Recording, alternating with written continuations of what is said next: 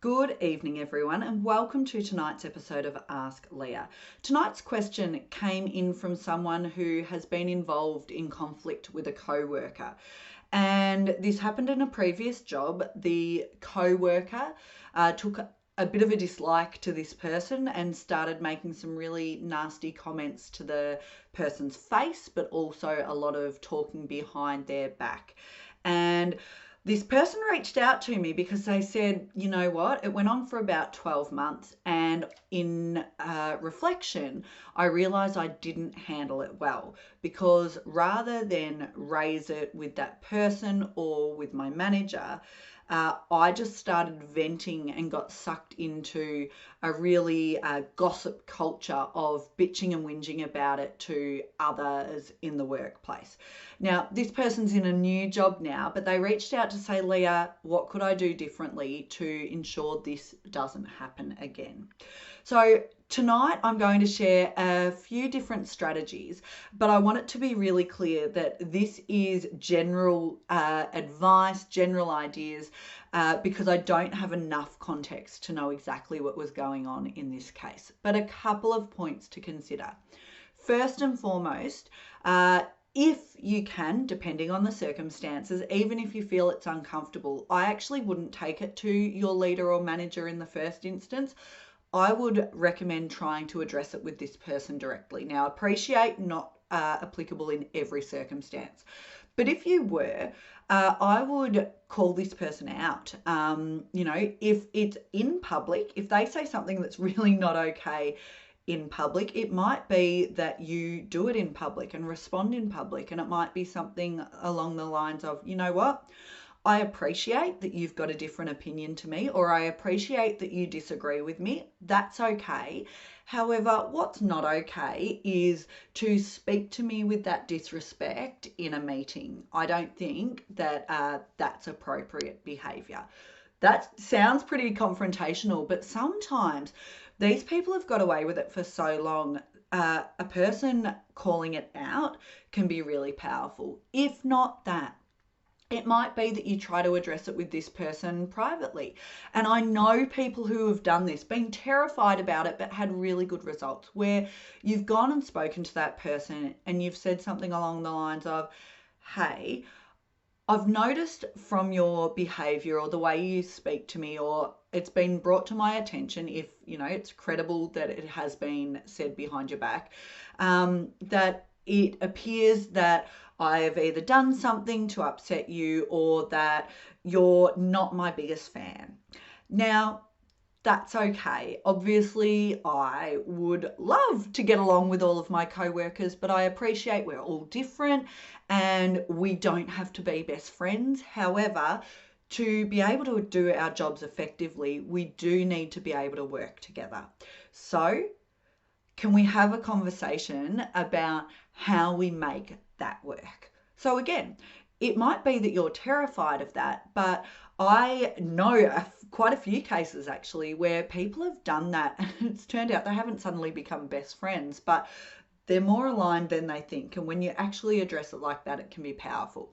The other reason for trying to address it with the person directly, even if it doesn't go well, is because then when you take it to management, you can explain that you have tried to address it. Now, if it's really quite toxic and you think it would be, potentially dangerous to raise it with the person directly, take it to management, but say that you're open to having a conversation with this person, but just wanted management's advice before you take that approach. And what that does is shows that you're willing to be involved here as well. Now, if you have tried to address it with the person, you've got nowhere and you are looking to take it to management, you're right. This person said in their email to me, I'm concerned that management will think poorly of me because I'm bringing up this people problem with them. Now, that can be the case. It is all in how you raise it with management.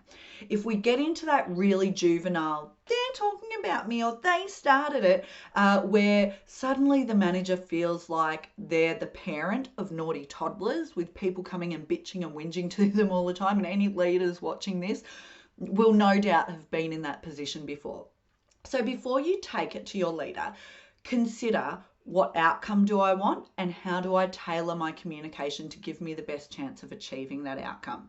So really think about if you want your manager to take action, and also why you're raising it with the manager. Obviously, you want this behavior to stop, but think about the benefit. What's in it for the manager? How can you pose this and raise it with them? Speaking to your manager's motivations and drivers. So it might be that you say something along the lines of, hey, wanted to have a chat with you about this situation with my colleague. Now, you might or might not be aware that, look, we're not exactly the best of friends, and that's okay. I appreciate everyone's got different approaches and styles.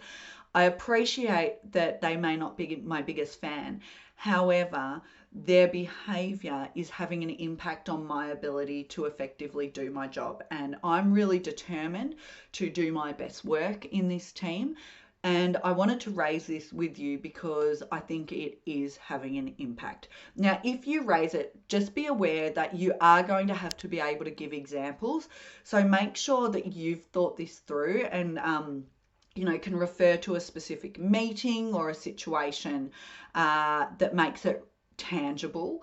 So that you've got some evidence to back it up. You do also need to think about what you want from them, because oftentimes the leader will be in a position where they'll say, what would you like me to do here? Do you want me to raise it with them? They might have to use your name. So think all of that through, but present it in a way that shows the leader that you're on their side, you are wanting to do your best work, and you're asking them to step in to support you to be able to do that. When you start talking in that sort of language, and you can absolutely say, this behavior is having an impact on me, it's having an impact on how I feel about showing up to work each day. And I know the focus at the moment has been on an inclusive culture, or whatever it might be. It's when you start speaking in this sort of language, though, it makes it a lot clearer that this isn't some petty thing between two people. You are trying to be the bigger person to sort this out. And if you can still be very assertive but take the higher road, you've got a much better chance of coming across well and being able to sort this out. So I hope that helps. I know it's a complex one. There was a lot in that answer. There's a lot to consider. There's no one right or wrong response. However, the main thing is you want to have spoken up so that regardless of how it plays out, even if it does, maybe your leader doesn't act, this person keeps behaving poorly, and you do make the decision that you did to walk away, you can do that knowing that you did everything you could to try to address the issue, and can walk away with your head held high rather than thinking, oh, I wonder what would have happened if I'd done it differently. So good luck, all the best. Thank you for your question. And if you've got a question that you would like answered in an upcoming episode of Ask Leah, send it through and I'll do my best to answer it for you next week. Cheers.